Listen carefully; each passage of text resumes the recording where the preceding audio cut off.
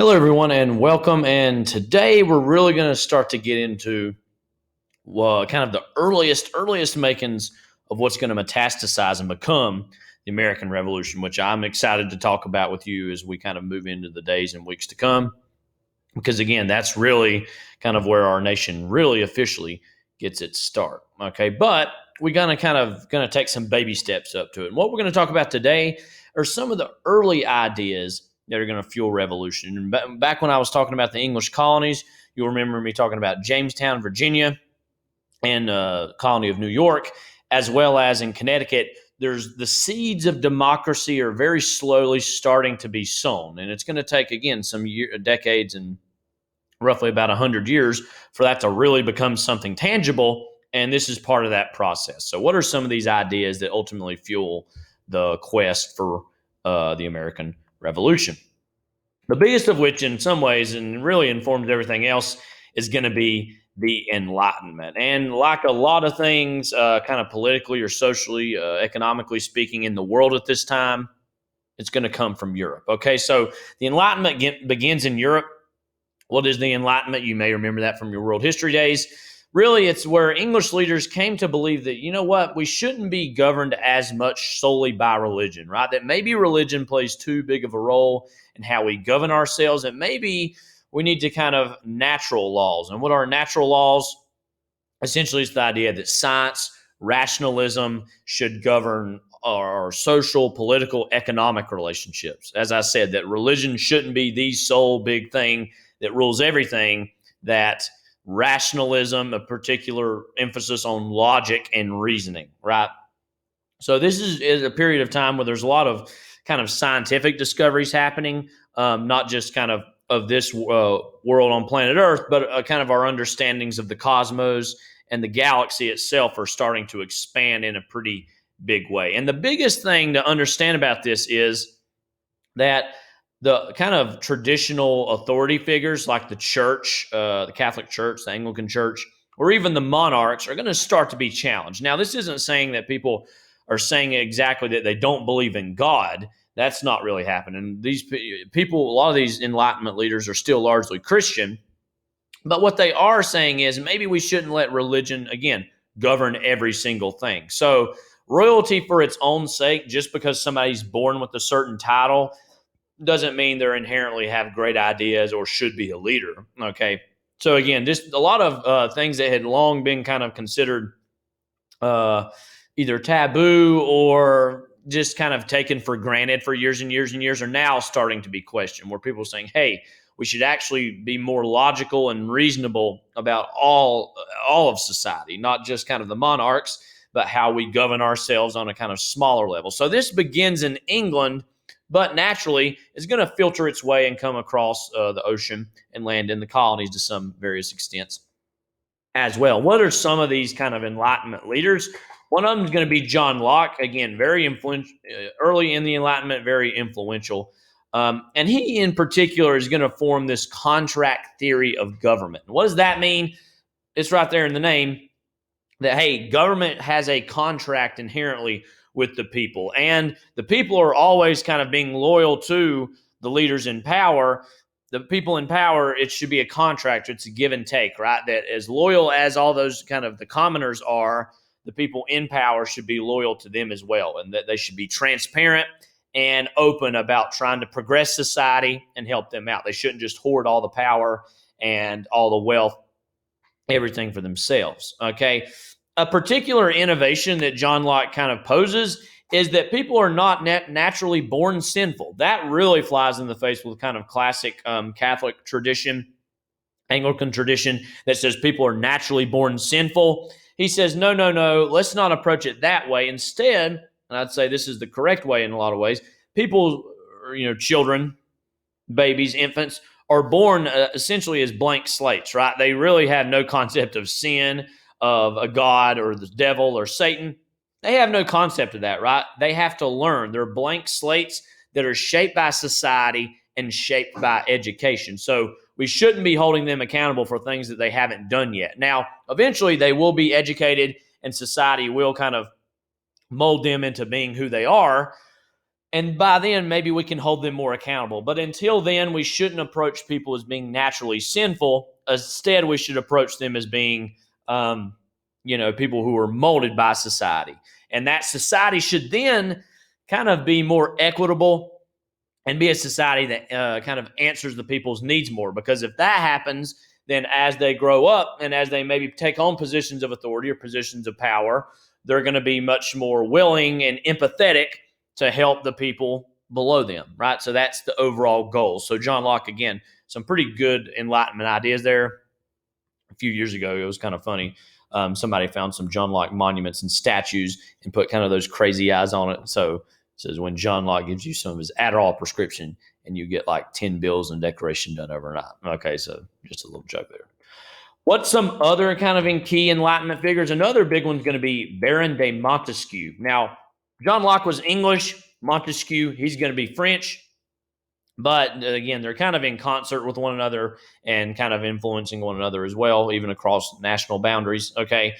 Montesquieu pens this very important kind of document of sorts called The Spirit of Law, where he says, hey, you know what? We shouldn't have, the kings or queens control everything. Instead, we should separate kind of government powers, right? So between three executive branches, or an executive branch, a legislative branch, and a judicial branch. And naturally, that's going to kind of make government much more transparent and much more open and hopefully much more equitable, where if you have three branches of government, one isn't kind of ruling the day too much and they can kind of keep each other in check. And again, above all else, the hopes are that they're going to protect citizens' individual liberties. Who else, though? Jean-Jacques Rousseau is also going to be another Enlightenment figure who says government should be formed by the consent of the people, right? That no government should function unless the people themselves are behind it, where the people behind it can make laws that, again, are more equitable. I'm going to keep returning to that word equitable. And that word equitable essentially just means that there is equity in the government, which again means that the government itself is more transparent, is more kind of open about, hey, we understand the needs of the people and we're going to actually fulfill the needs of the people. Again, not hoard all the power for ourselves, but share it with everyone else, okay? A lot of things that we take for granted now, particularly as Americans, but back in the 1600s, the way things were, and particularly in Europe where the monarchs had such control, these ideas were pretty radical for their day, okay? And it's going to take some time before they're really fully implemented, but hopefully, ideally, over time they are, okay? So again, Montesquieu, his biggest thing, and you probably remember this from your civics classes, he said, I want three branches of government. Executive, which is your kind of monarch or king or queen or president or kind of governor, okay? Legislative, the people who are actually voted on usually by the people to represent them and enact laws. And then the judicial branch, which is the courts. So again, kind of the leader, the kind of main leader. Then you have the kind of representatives who vote on things and pass laws. And then the judicial branch, the actual courts. Okay, so that's, again, we take that for granted now because that becomes a part of America's systems of government. But at the time in the 1600s, that was a relatively radical thought. Okay. Also, so at the same time as we're being a little bit more cautious and more questioning of religion, at that very same moment, the Great Awakening is also going to happen. And this is a time of great religious renewal. Okay, so again, this starts in England and in Europe, but naturally is going to spread and find its way over here to the United States, or what will become the United States, the 13 colonies at the time. Okay, pietism in particular is going to be stressed, and pietism is basically saying I'm pietous, I'm very kind of devoted to God, I'm committed to God, I've made a sovereign covenant with God, and so I'm pious. This is basically what that translates to. Okay, now again, that revival is going to take place all across England, all across the country of England, but naturally is going to filter its way and find its way in the English colonies in the Americas. Okay, Jonathan Edwards in particular is going to be this big Massachusetts fire and brimstone preacher who is going to really kind of have a big deal in terms of he was originally kind of from England, but comes over and has a particular impact in Massachusetts. And again, Massachusetts, as you remember, the most religious part of the country. So it makes sense that they in particular would really respond to that message of fire and brimstone. I'm going to actually read you a segment of that as well. George Whitefield, he's also another big minister. But Jonathan Edwards in particular, he has a very famous kind of sermon of fire and brimstone that you need to turn away from your sins or face eternal damnation or hell. Okay, and this is actually kind of a segment from that I'm going to read to you here. This that you have heard is the case of every one of you that are out of Christ. That world of misery, that lake of burning brimstone is extended abroad under you. There is the dreadful pit of the glowing flames of the wrath of God. There is hell's wide gaping mouth open, and you have nothing to stand upon, nor anything to take hold of.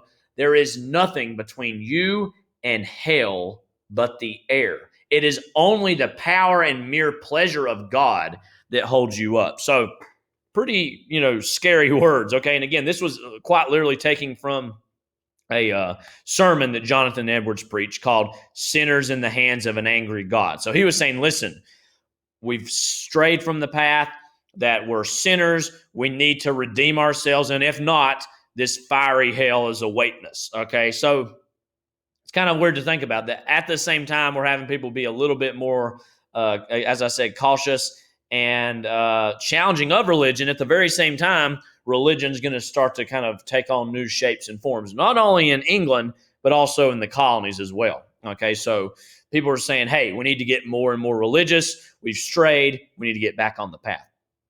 As you could imagine, that's going to have a larger success rate in New England, which New England's the most religious part of the country, the colonies anyways. So again, it's going to really take root in New England, but naturally filter through the middle and southern colonies as well. And some of those colonies are going to start to get more religious than they had maybe been in the past, okay? And in particular, there's going to be a struggle between these new lights and old lights. And new lights, as you can imagine, are kind of the newer ministers who are actually criticizing the older, more traditional congregations who they said had lost their way.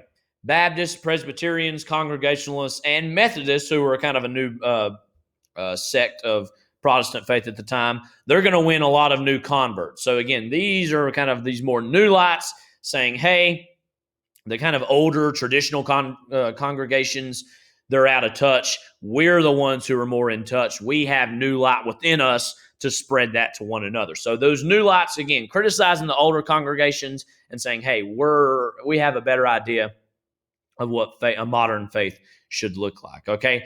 The South in particular, Baptists are going to gain a stronger following. So the South is going to start to become a little bit more religious than they had been.